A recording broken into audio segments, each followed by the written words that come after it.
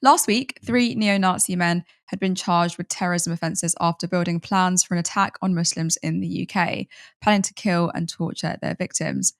Right wing extremism in this country has gotten far out of hand, and this is yet another example. Brogan Stewart and Marco Pizzatu, both age 25, and Christopher Ringrose, 34, were convicted at Sheffield Crown Court on the 14th of May. Detective Chief Superintendent James Dunkerley gave a statement to the press, saying they were a group that espoused vile racist views and advocated for violence, all to support their extreme right-wing mindset.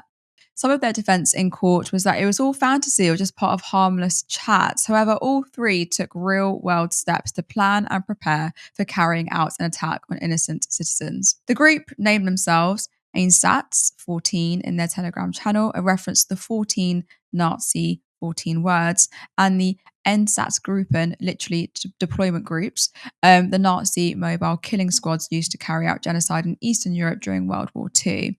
They espoused white supremacist beliefs, including great replacement rhetoric, and amassed an armory of over 200 weapons, including 3D printing the components of an FGC-9 firearm. Lewis, do you find it interesting how comedy is used as a defense, no matter what level? Extremist right wingers almost never have the balls to stand up for what they believe in and have to hide behind half-baked just kidding statements.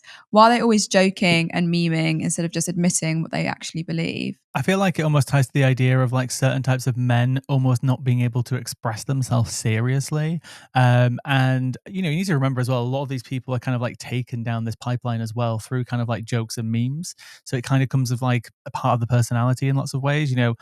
Musk famously puts out a lot of memes, which are just little tiny forms of like radicalization. And by the way, he is like the worst at memes. No amount of money will ever buy him humor or likeness because he's just terrible with it. But yeah, this is really common in the online sphere.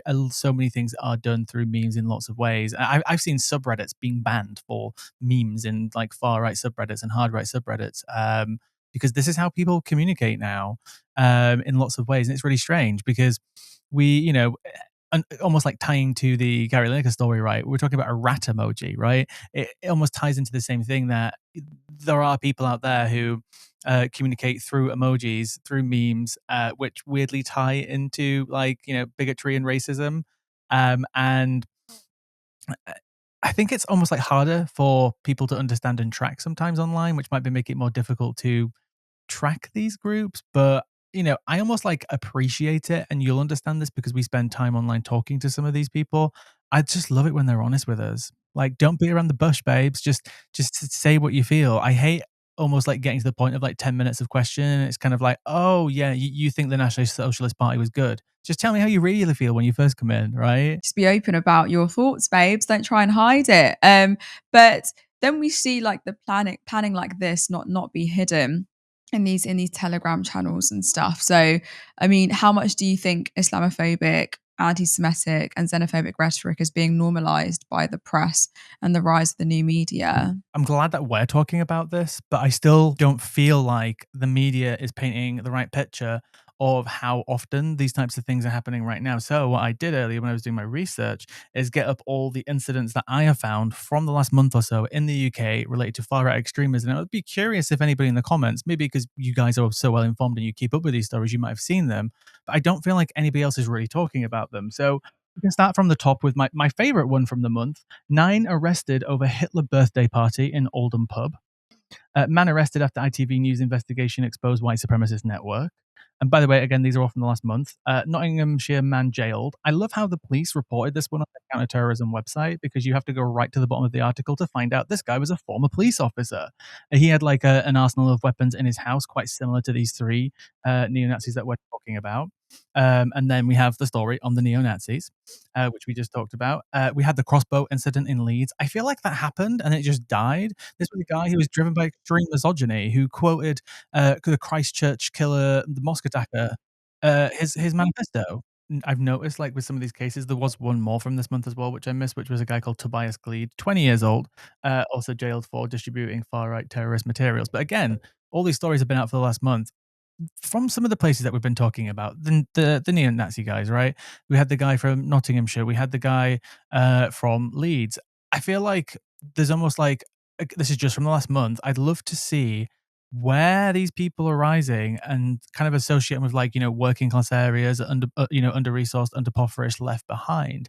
I'd love to see that because I bet there would be a pattern there that these people are radicalized in a system which has many ways failed them. And I don't want to make them out to be victims in many ways, but there is an element of the backgrounds of a lot of these people. It's very rare that you get like people at this level of neo-Nazism. There's white supremacists everywhere from the upper classes to the middle classes, but this level of white supremacy, it does seem to often be associated with people who are poorer, impoverished, working class, and like almost like easier to radicalize. And I think that needs to be spoken about a little bit more as well.